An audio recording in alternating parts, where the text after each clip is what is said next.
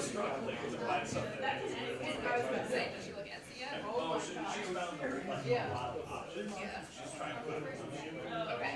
Today was her book fair at school, so she just sat down and she got.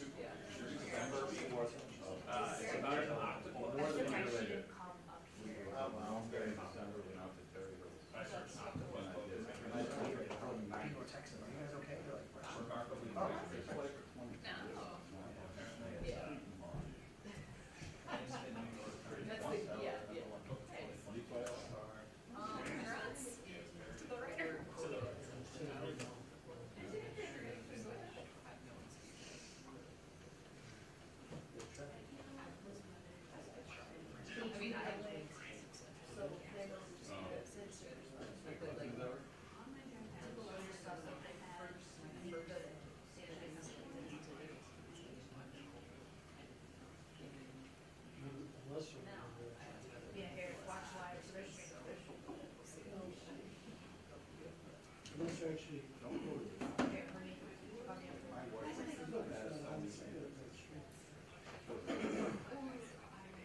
Second Street is That's maybe.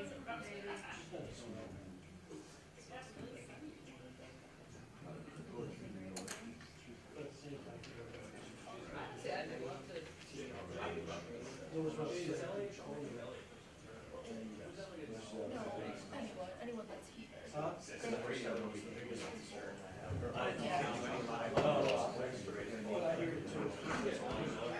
That's why I was wondering. Anyway, that's here. Right. Yeah. Jamie's.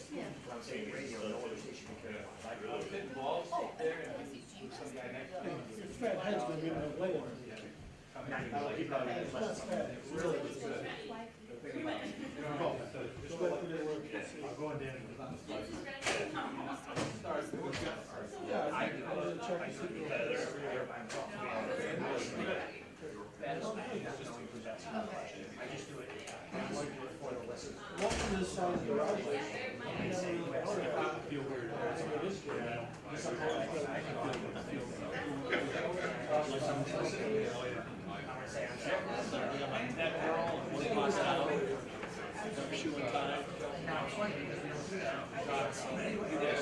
don't say it now. You remember last week? Sometimes I don't. Played on.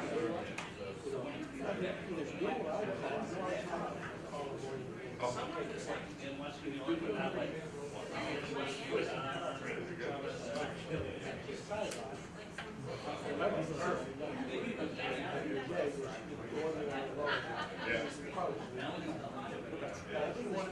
Yeah, but not. No. Last time I thought we were there was we had an opener in Josh's first game.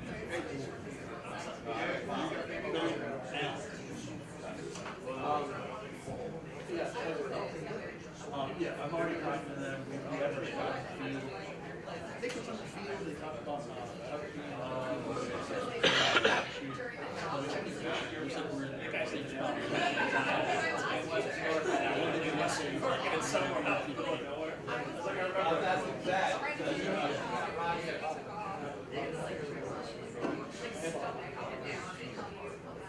but yeah, once that was actually like my son is just in the middle. If there is not knowing where to go, then at least it's not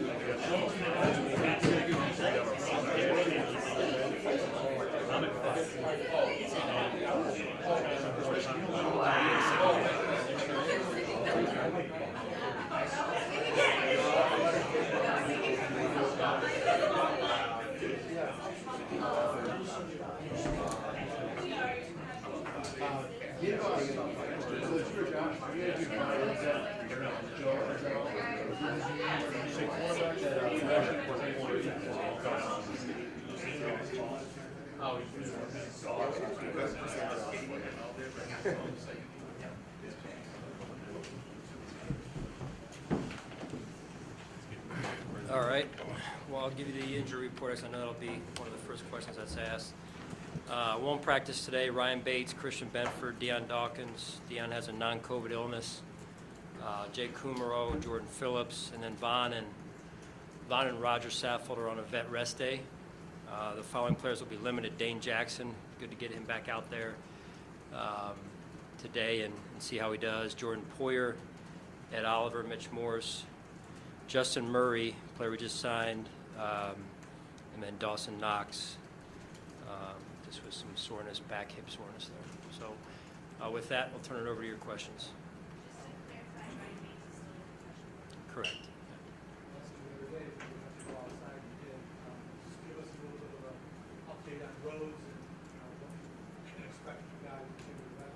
Yeah, a lot of experience overall there, and you know, on our practice squad, the same. It's kind of the new look practice squads these days compared to what they used to be, right? So experienced players, played a lot of football, ball production, you know, smart veteran player, came in the other day, did a good job, and we're looking forward to seeing him on the field today. Yeah, he'll be limited today. He'll do some individual, and we'll see what he can do from there. Sean, why didn't Saran Neal get into the game? We saw Jamarcus play, but we've seen Saran kind of elevate in preseason. Why didn't he see time on the outside? Yeah, just, you know, again, the heat, just with what was going on and trying to keep, you got a very good special teams player that was playing for us, and if he's got a double dip then, and what takes away from special teams, so that's where we were, and we have a lot of confidence in Saran, but just wanted to be mindful of that. Sean, do you expect that there's going to be criticism of your inability to win close games until you do it? Because you're a Super Bowl contender, and that's the one issue that people out there are going to harp on. Yeah, I think we've shown that, right? I mean, you look back, as I said a few weeks ago when I was asked this question about close games. 2020, I think it was, we were maybe 5-1. So we've shown that over the years. I think 2017 we were either break even or pretty good there too. So I mean, the NFL is a game of close games, right? It's a league of close games. So I think we have to continue to work on executing down the stretch in order to win those games. Have you guys sat down though in the last year to talk about the way that you handle those late game situations and find ways to get better? Yeah, absolutely, Jerry, absolutely. I mean, it's an ongoing conversation. You know, we spent a lot of time in those last 2 to 3 plays of the game situations on all sides of the ball, and then you're out at practice, I believe, and you see us working on 2-minute out there quite a bit, as much as I've ever been around, to be honest with you. So, I think our process is right, and then we've got to continue to execute and in the final moments of the game. So, what are the challenges of adding a veteran once the season starts? well, I mean, I think adding a veteran is maybe a little bit different than adding an inexperienced player, especially this time of year. You know, they bring the experience, but it's also sometimes we have to strip away some of the other things that they've learned at other places, be it terminology or just ways of doing things. So it does add value. There's value there, but then there's some challenges that you do have to get over too, compared to maybe an inexperienced player as a rookie or a first-year player. Sean, you guys, the last 2 times I guess, you played Baltimore playoff game in the regular season. Your defense is done. You have a really good job against Lamar. I mean, this guy's killed other teams. He hasn't really killed your team. What do you attribute to that? How have you been able to limit the damage that he's been able to do? Lamar's a tremendous player. He's an elite player, one of the faces of the NFL. And I just think it's a just you gotta have a total team effort, right? And that's just not defense, but offensively, special teams to do their part, and we've been able to do that. I think the defense has played good team defense and disciplined defense. He's just so good in so many different areas that as you've seen this year, they can as an offense put up points in a hurry. I think they lead the league in points scored. So he's got weapons on the outside. He's with Duvernay and Bateman there, and they can take a short pass and turn it into a big gain. And so they're very explosive with Lamar, and then he's got Andrews and what he does, and he's so savvy and strong and good after the catch there. So they're a tough offense. He had been considered, in the first few years for sure, maybe a limited passer. I mean, good passer, but a limited guy. Does the defense have to change a bit because he clearly isn't a limited passer anymore? I mean, this is a guy who now is probably a pretty good passer. No, he is, and the stats reflect that. So that's why he's as good as he is. I mean, he's a two-dimensional player and one of the best quarterbacks in the league. Sean, against Lamar, how important is that force of defender, that edge guy, in terms of obviously having to deal with all the read option stuff? And I know it's one part of a whole team effort, but that guy on the edge seems like an important cog when it comes to being able to contain Lamar a little bit. Yeah, the perimeter of the defense is important, to your point. Again, you've got to be assignment sound, whoever's job that is on every play, and that includes third down as well. So, again, it's going to be a team effort. You got to play great team defense. Is that guy more, like you said, assignment sound? Is it more a disciplined position, or the athleticism to be able to keep up with him more important than that spot? Well, both. It's good to be in position, but if you can't make the play, we still have a problem on our hands there. So, but we have confidence in the guys on our team that we've got athletic players in those positions, and but the discipline piece is important. With all the moving parts of the secondary, how much do you lean on Taryn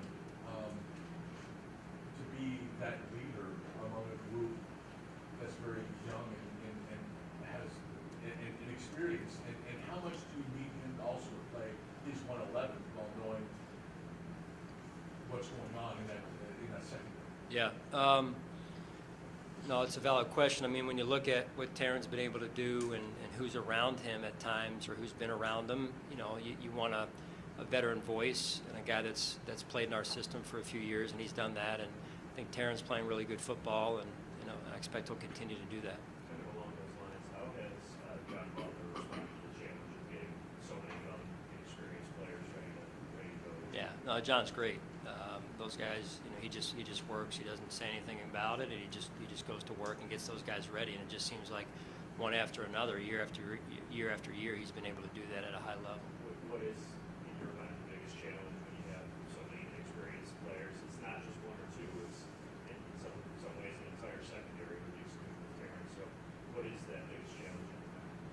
In terms of getting the whole secondary ready? Yeah. Well, you're talking about players that haven't always been around each other and been in a system for a number of years where they have a rapport built up and the necessary communication built up. So, and that all leads to execution at the end of the day. Sean, we've talked a lot about getting guys ready for a game like Miami. What about recovering after a game like Miami? What that looked like maybe over the last 48 hours for you guys as you have to get those fluids back in them and get that ready for Sunday? Yeah, I mean, I think they've done a great job of that. We've moved forward in this case, and looking at the Ravens this weekend and practice today, obviously, and the guys seem they're in a good spot and focused on improving today and getting better.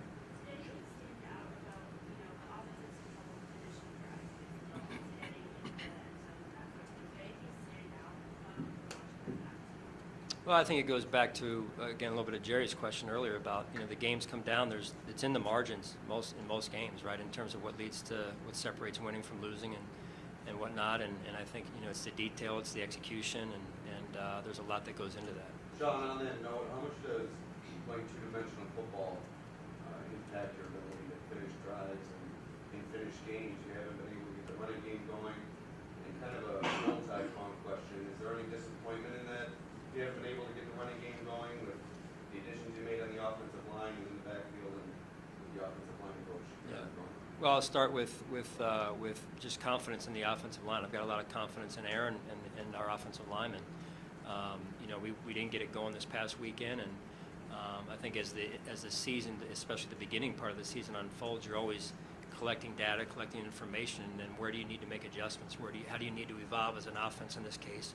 You know, so that we can continue to improve and win games, and to kind of just cover your ears or your eyes to that and other things like that wouldn't be responsible, and we're all about that. So that means taking the time to research it, looking ourselves in the mirror, and then knowing what we got to work on to improve as a team.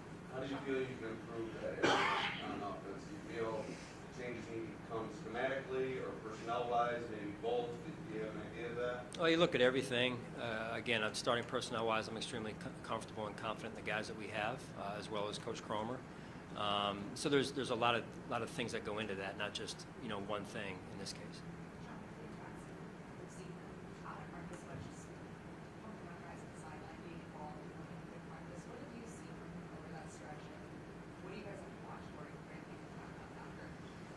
Yeah, I mean, that was a significant situation there. So with all players, Catherine, we have a ramp-up type of plan. Nate does a great job along with our sports science and strength coaches with that plan of what they can handle the first day back, like today versus tomorrow. And usually what happens is you ramp them up a little bit today, like we're going to do with Dane, and then see how he is when he comes back in tomorrow, and then assess and try and ramp him even further the next day. So that's usually the progression, if you will, and hopefully that's the case with Dane. Sean, what's saying?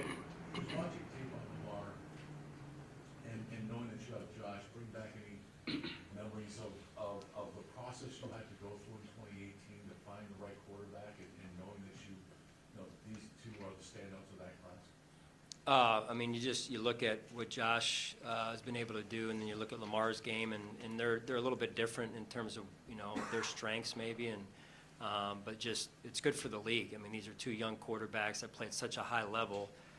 They give you headaches. They're hard to stop because of they're multidimensional and what they do and how they can do it. And so a lot of respect, I'm sure, around the league for Josh, and of course we love Josh, and a lot of respect for Lamar in this case too.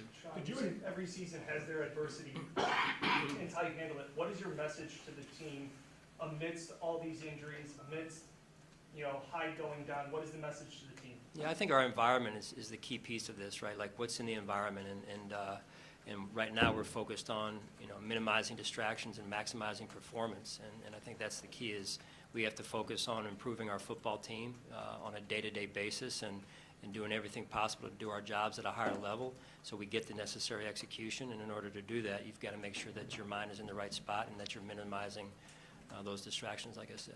The question is, have you gotten a sense of Jordan Phillips' timeline in a general sense, whether it's more day-to-day or week-to-week? Yeah, I don't think it's going to happen this week, Jay, and I'm feeling like it's a little bit more week-to-week. I'm hopeful for next week, but we'll see where it goes. Of course, you'd prefer to have him on the field, but does Micah just kind of become an additional coach at this point? I mean, we saw him on the sideline against the Dolphins. Is that going to be his role moving forward? We'll see. We're going to take that one day at a time also. I could tell you this, he would always be welcome I give him a whistle.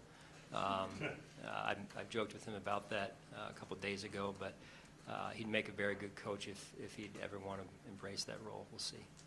Can you just talk about your disappointment for Christian Benford? He really broke onto the scene, sees the opportunity, and on top of that, just how does a rookie rebound from an injury like this, gaining such momentum and having to kind of take a break and come back? Yeah, it's a shame that it had happened, but that's life in the NFL, and he was off to a really good start, and so there'll be a process, as I mentioned earlier, bringing him back. He had the surgery yesterday. I think it was yesterday, right? I'm losing track of days, but he had the surgery yesterday, and it went well, and now it's about how do we get him back as quickly as possible, but also as safely, more importantly, as possible. So we have a plan in place for that, and again, our medical staff, our training staff, our sports science and strength and conditioning coaches do a great job with that. How do you think he handles it mentally, though? Like, mentally, as a rookie, you gain all that momentum, and then the disappointment, and then just revamping that in your mind and moving on. Yeah, that's we talk a lot about that, and I'm kind of chuckling because that's a real thing, especially for a young player who has never played in this league up until this season, and then on top of that hasn't been hurt in the league. Some of these players may have been hurt in college, but being hurt in the NFL, going through that for your first time, there's a mental component to that. So again, confident in the people that we have downstairs to help him through that the best that they can, and he can. Hey, Sean, one of our meteorologists came up to me last night and just said monsoon in Baltimore on Sunday. I know you guys pay attention to the forecast. Are you dialed into that, and is that something you prepare for and as you tailor practices to? Yeah, we started talking about it honestly before we got off the plane Sunday night there, knowing that could be the case. I mean, usually these things track, and if they go up, and they hit kind of that metro area there, and DC, Baltimore from time to time with remnants of it. So we're tracking it, we're monitoring it, and we'll just take it one day at a time. All right, thanks, guys. Thank you.